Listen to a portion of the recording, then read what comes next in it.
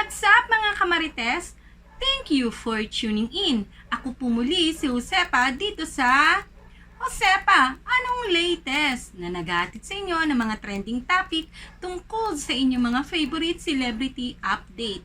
Ano na nga bang latest dito kina Maymay Entrata at Edward Barber ating pag-usapan? Pero bago natin simulan ang nasabing update ay magbasa muna tayo ng ilang mga komento ninyo dito sa aking mga video. Komento ni Irene Laranjo: Maymay and Edward, happy friend forever. God bless both. Uy, napaka-sweet naman ng komento. Short but sweet, 'di ba, Irene? Salamat sa komento mo, Irene Laranjo. At ayon naman kay Texas Longhorn 37, Mayward lang kami hanggang dulo. Kahit anong mangyari, hindi mawala ang Mayward Love Team. Since ano bang ibig sabihin? Ito na yung mga sinasabi kong Gen Z.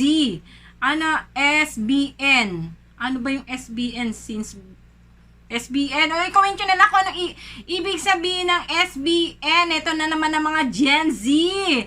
Edward, God bless Mayward. Pakicomment na lang. Texas Longhawk, kung nanonood ka ulit, pakicomment na lang ano ba ang ibig sabihin ng SBN. At ang lola ninyo ay hindi pa masyadong updated sa mga Gen Z na yan. Eto, komento naman ni CZZ Andy Leon. Thank you sa laging pag-update for Mayward. Gusto ko ang way ng pag-vlog mo. Uy, salamat!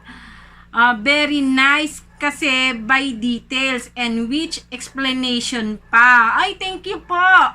Ganyan dapat. Sana walang bias. Basta Mayward.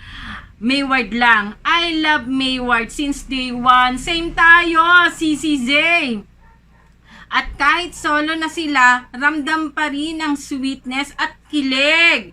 Wala silang katulad talaga. Napaka-natural nila. Heart and prayer. Uy, napakaganda naman ng komento nito ni CCC. Lalong nagkakaroon ng motivation ang lola ninyo para ipagpatuloy natin ang pag-focus sa kina Maymay Entrata at Edward Barber. Hamot lalo kong pagbubutihin at pag-iibayuhin ang ating pagbablog dito sa ating mga mahal na sina Maymay Entrata at Edward Barber. Maraming salamat sa pagsuporta, CZC. Eto. Komento naman ni Lucia Cometa. Hoy, Josepa. Uy, pagpasok pa lang talaga ng comment niya. Hoy, agad. Hoy, Josepa. Si Edward Gilay, detector. Umamin siya ni Tony nga nakagusto siya ni Maymay. Sinabihan siya ni Tony kung ginagamit ba ni Edward si Maymay. Wala siguro kakita sa video.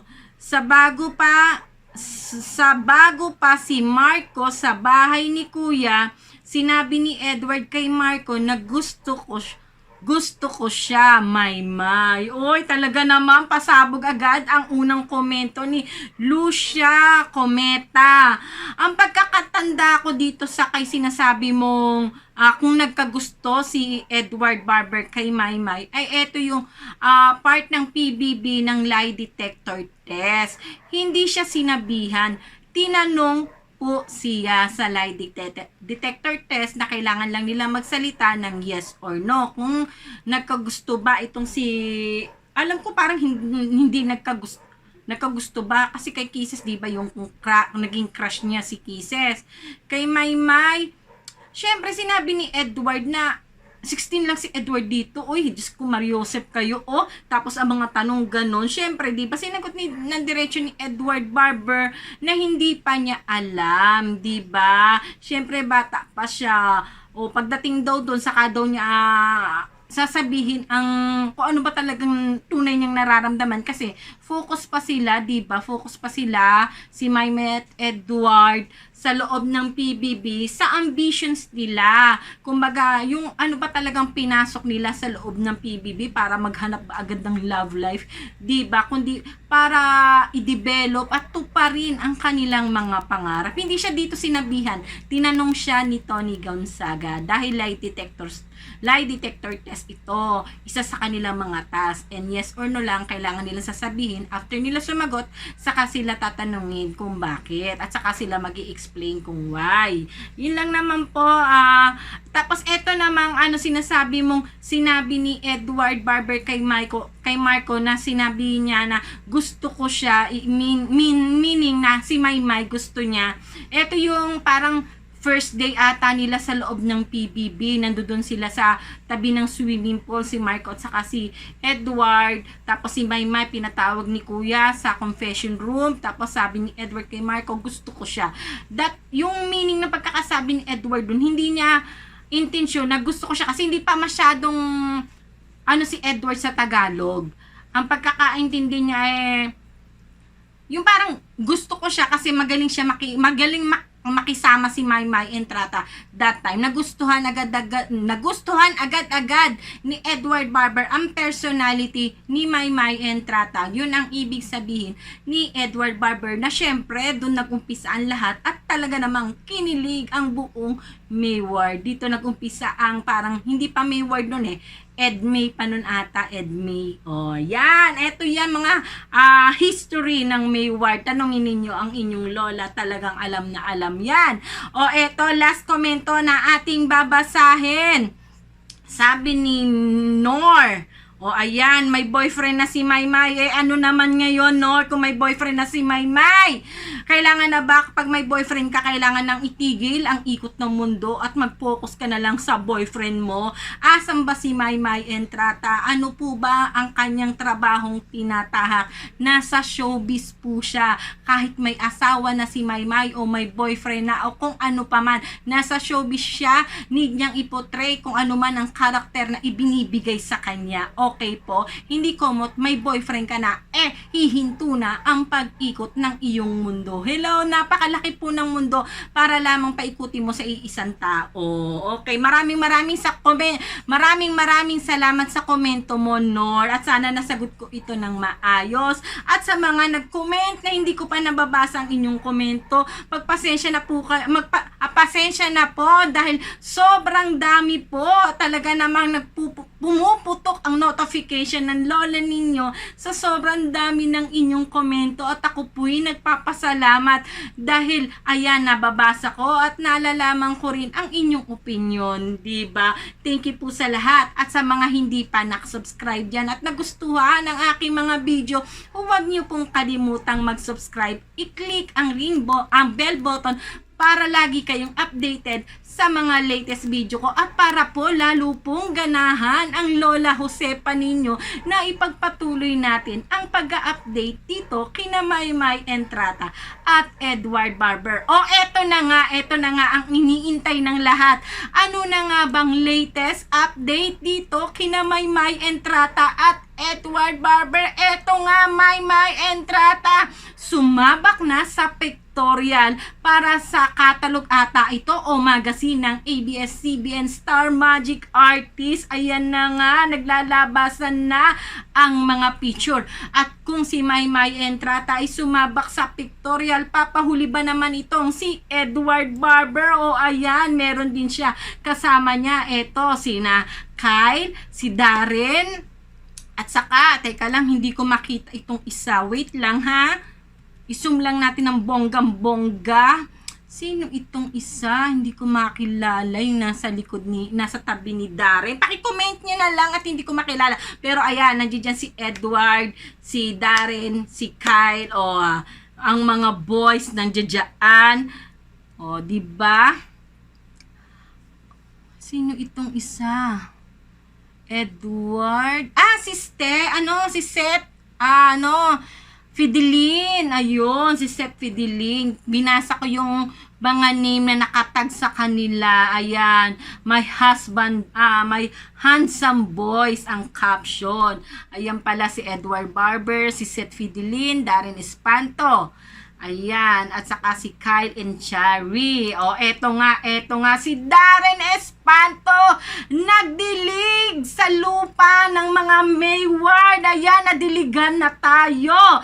Nag-share itong si Darren Espanto sa kanyang Instagram story na kasama niya ang kanyang I Want ASAP squad na si Maymay Entrata at Edward Barber.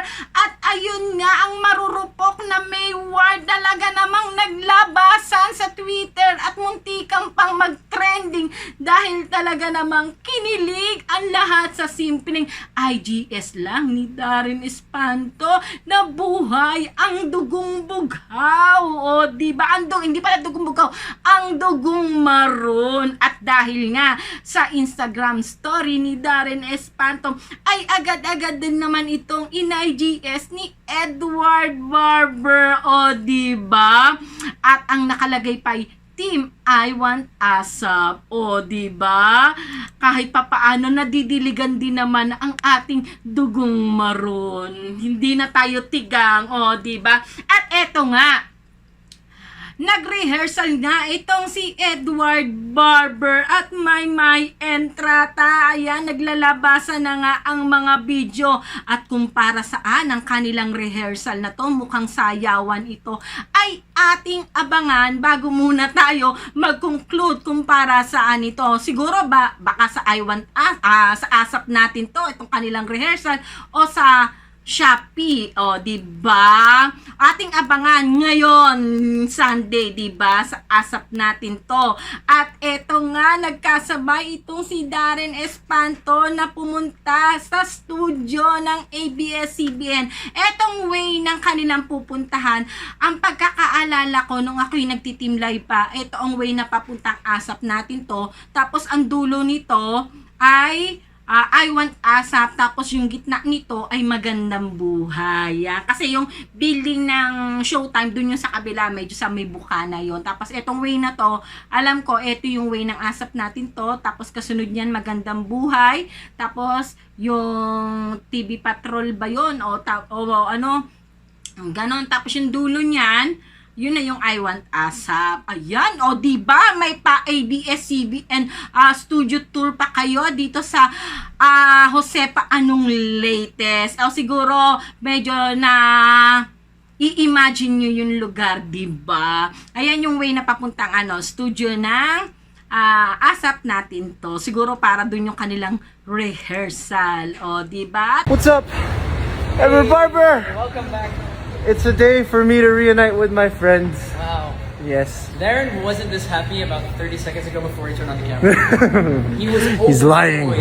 overjoyed. Oh my god. Eto nga, abangan din natin si Maymay Entrata. Mukhang eto yung sa Shopee, diba? Abangan natin siya. Kasama niya dito si AC Bonifacio.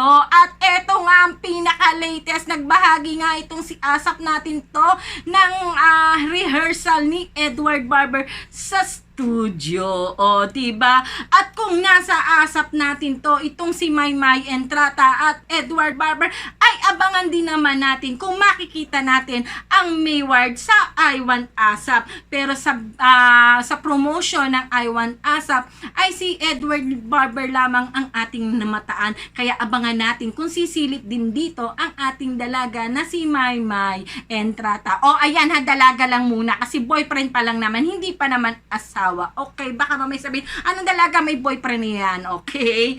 Oo, paano mga kamarites? Ilang oras na lang ay mapapanood na natin ang I Want ASAP at ASAP natin to. Hanggang sa susunod na update dito kina Maymay Entrata at Edward Barber. Muli, ako po si Josepa. Hanggang sa muli, paalam!